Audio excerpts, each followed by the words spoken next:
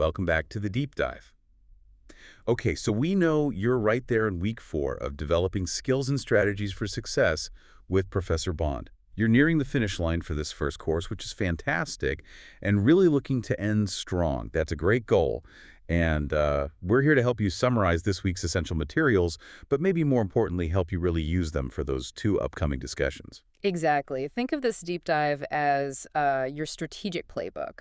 We're pulling out the most important bits from the readings chapters 10, 11, 13, and 14, and also from that really interesting TED Talk by Enya Kundu, plus the Indeed article on skills employers want.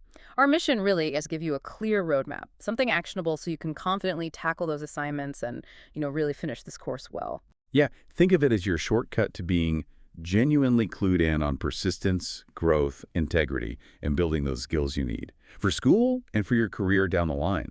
It's about unlocking that potential. So let's dive in. Okay, chapter 10, developing resilience, grit, and a growth mindset. Let's unpack these. We hear these words, resilience and grit, thrown around a lot. What do they actually mean, and why are they so important right now for you? Right. So resilience at its core is about your mindset when you face obstacles. It's your ability to bounce back quickly from challenges.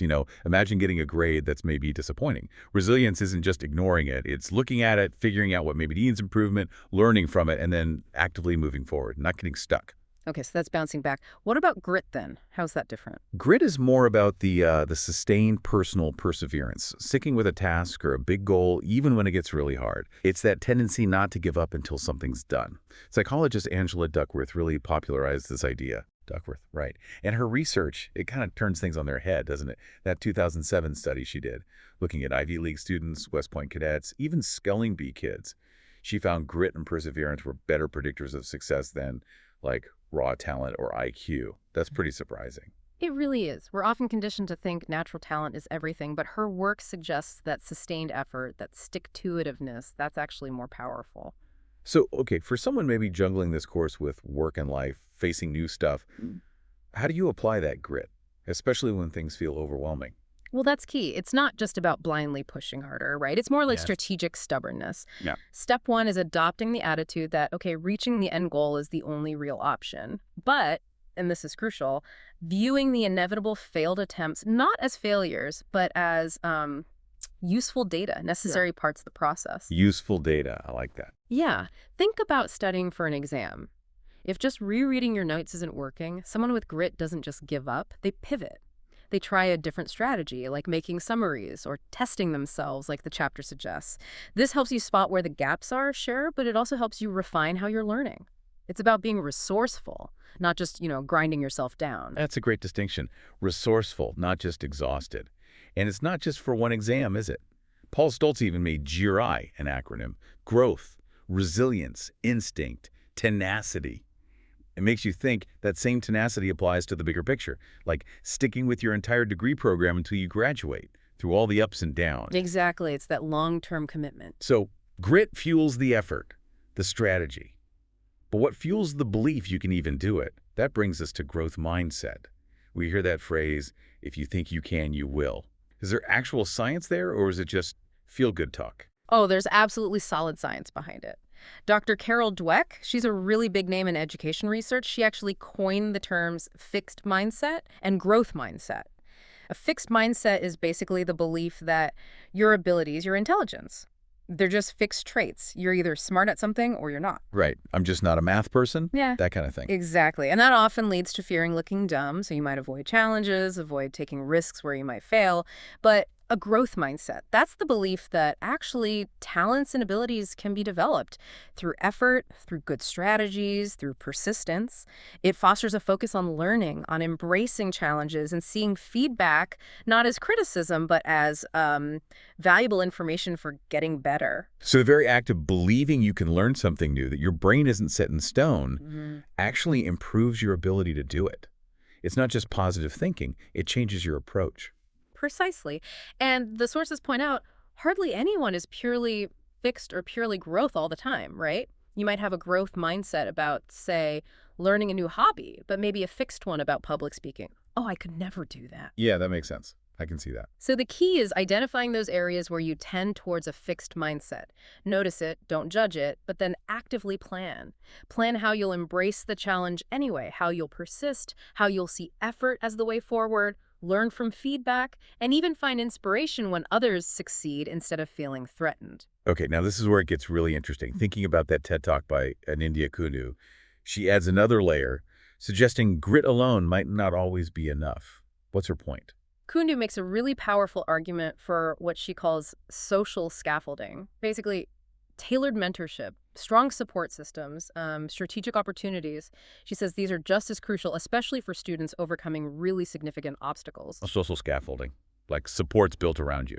Exactly. She shares these incredible stories, like Tyreek, who went from being incarcerated to getting a master's degree and even lecturing at Columbia, and Vanessa, who dealt with immense challenges, a mother addicted to heroin, dropping out, kidney failure, and still earned her bachelor's degree at 36. Wow, those are amazing stories. They really are, and both individuals clearly had incredible grit. But Kundu's point is, it wasn't just grit in a vacuum. It was key external supports mentors who believed in them. Specific programs, supportive communities that really helped them navigate the system, access resources, and ultimately achieve their goals. So it's not that they're just rare exceptions, but maybe exceptional examples of how that external support works with internal grit. It's like a partnership. Yes, precisely. And what their stories also highlight is that asking for help, developing a network, using those resources, that itself is a form of grit. It takes courage, it takes strategy. That's a really important takeaway. Asking for help isn't weakness, it's a strategy.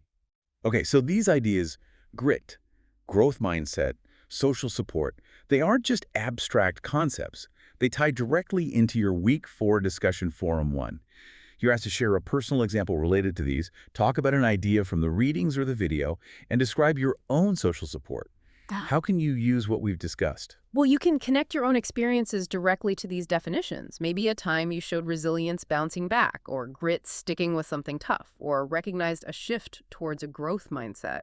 For the personal idea part, you could explore Duckworth's research findings, or Dweck's framework, or maybe Kundu's ideas about social scaffolding really resonated with you. Show how it made you think differently. And for the social support network piece. Chapter 14.1 gives some really practical examples. Definitely leverage your school resources, your professors, they're not just teachers, they can be mentors. Librarians are research wizards, advisors are guides. Don't forget people outside of formal roles too. Absolutely. Extracurricular groups, if you have time, are great for teamwork and leadership practice.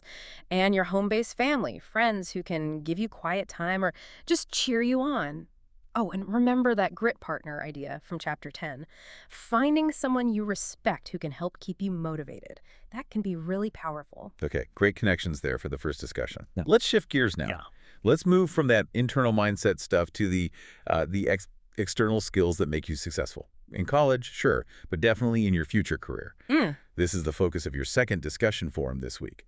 Chapter 13.2 talks about professional skill building. Let's start with the basics. Hard skills versus soft skills. What's the difference?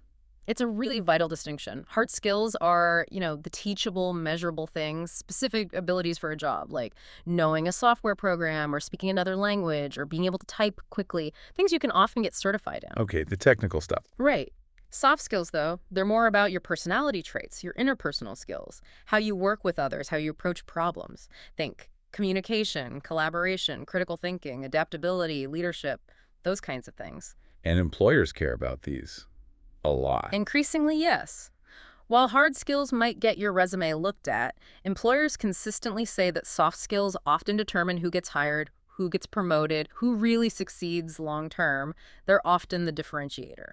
Yeah, the Indeed article and NAC, that's the National Association of Colleges and Employers, they talk about a soft skills gap, meaning employers are seeing candidates who lack these skills. So developing them can really make you stand out. The article lists the top 11 skills employers look for. What are some key ones? They're really crucial employability skills, and they line up well with what NADACE calls career readiness competencies. Big ones include communication, and that's not just talking or writing clearly, but understanding the sender, the receiver, the message intent. Especially important online to avoid misinterpreting tone. Oh, definitely. Email tone is tricky. Totally. Then there's leadership, teamwork, good interpersonal skills, learning and adaptability, huge in today's world. Self-management, organization, computer skills, which straddles hard, soft sometimes, problem solving, open-mindedness, and having a strong work ethic. What does strong work ethic really mean in practice? It's more than just showing up. It's about integrity, taking responsibility, caring about the quality of your work, being disciplined, meeting deadlines. It's a whole package. And these skills, they're needed pretty much everywhere. So you work on developing these skills. How do you actually show potential employers you have them? It's not like listing proficient in teamwork on a resume always cuts it. That's true. It requires being strategic. First, your resume. You need to think about applicant tracking systems or ATS. The computer systems that scan resumes first. Exactly. You need to include keywords from the actual job description so the system flags your resume. Otherwise, a human might never even see it. Also, using a professional summary at the top is usually better now than an old-fashioned objective statement. In the cover letter. That's your chance to tell a story, to elaborate on your KSAs, your knowledge, skills, and abilities, and really connect them to that specific job and the company's culture and values. Show, don't just tell. And, this sounds basic, but it's critical, no errors, no typos, no grammatical mistakes. It can seem small, but it often leads to immediate disqualification, shows lack of attention to detail. Good reminder. Okay, this ties directly into your Week 4 discussion forum 2 on soft skills. You need to pick, rank, and describe 4 soft skills important for your professional success, find 2 career services resources, and name a leader who exemplifies these skills. So you can pull directly from that list of top skills we discussed. Think about your specific field or the career you're aiming for and explain why those 4 are most important for you. For the career resources, definitely check out what your school offers. The University of Arizona Global Campus Career Services, for example, has a ton of support. Things like online resources you can use anytime, personal coaching, help with job searching, optimizing your resume for those ATS systems we mentioned, and Handshake, that's a big platform for finding jobs and internships. Excellent. And we shouldn't forget networking, right? Chapter 14 talks about that. Absolutely critical. Professional networking, it's just the process of building relationships to help reach your professional goals. And the stats are pretty staggering. Some say up to 85% of jobs are filled through networking, not just applying cold online. 85%. Wow. So how do you even start networking, especially if you're busy with school? You can start right now, actually. Get your LinkedIn profile looking sharp. Get to know your professors, they have connections and can be great references. Connect with alumni from your program online. Join professional organizations in your field. Many have student memberships. Volunteer. Even a part-time job can expose you to professionals. What makes a good LinkedIn profile? Okay, definitely a professional-looking headshot. A clear, engaging headline that sums up who you are professionally, your personal brand.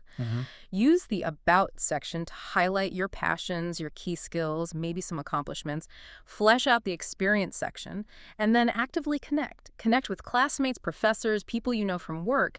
Ask for and give endorsements and recommendations. It builds credibility. It sounds like an ongoing process. It totally is. It's not a one-and-done thing. Like your career itself, it benefits from continuous effort. You could even use something like the Plan, Do, Check, Act cycle. Yeah. Plan what you want to improve or achieve in your networking. Do it. Check your results. And then act on what you learn to make your next steps better. It's a simple loop for continuous improvement. Go one last crucial piece before we wrap up. It's woven through all of this. From Chapter 11, acting with integrity. Yes, absolutely fundamental. Academic integrity. It's basically a moral code. It emphasizes honesty, ethical responsibility in everything you do related to learning. It's about building trust with your instructors, with your peers. And honestly, it's essential for becoming a truly critical, independent thinker yourself. It's not just about avoiding getting caught cheating, is it? Not at all. It's about cultivating the habit of doing the right thing because it is the right thing. Recognizing even things that might feel like honest mistakes, like maybe forgetting a citation. And actively avoiding the intentional stuff, making things up, fabricating data, or the different kinds of plagiarism. Which could be more than just copy-paste, Yeah, right? definitely. There's self-plagiarism, reusing your own old work without citing it properly, or ghost citations listing sources you didn't actually consult. All of that undermines your learning and the academic community. So, the practical advice. Plan your assignments ahead of time so you're not rushed. Take really good notes, keeping track of where ideas came from. Learn how to paraphrase, effectively putting ideas completely in your own words. And always, always cite your sources correctly. Use the style guide. Check it twice. And online. Good point. Online integrity means practicing good digital citizenship, respecting copyright and intellectual property, and critically evaluating sources. Use something like the CR8 test checking currency, relevance, authority, accuracy, purpose to make sure the information you're using is reliable. That CRA test is a great tool. It really is.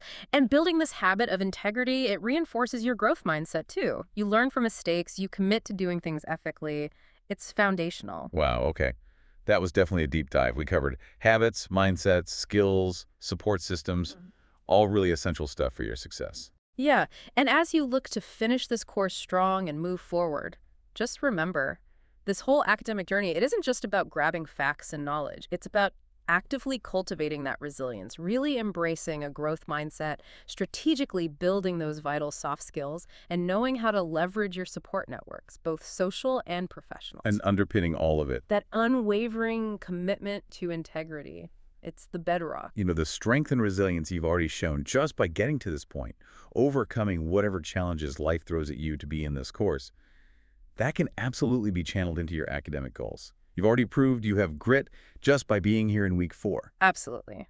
So as you prepare those final discussions and think about what's next, here's maybe a final thought to chew on.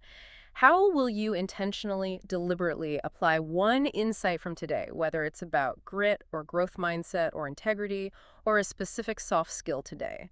Not just to finish this course strong, which you will, but to actively shape the professional, the person you want to become. What's one small, concrete action you can take right now? That's a great challenge. We are really excited for you to take all these insights and just shine in your discussions this week. You've definitely got this.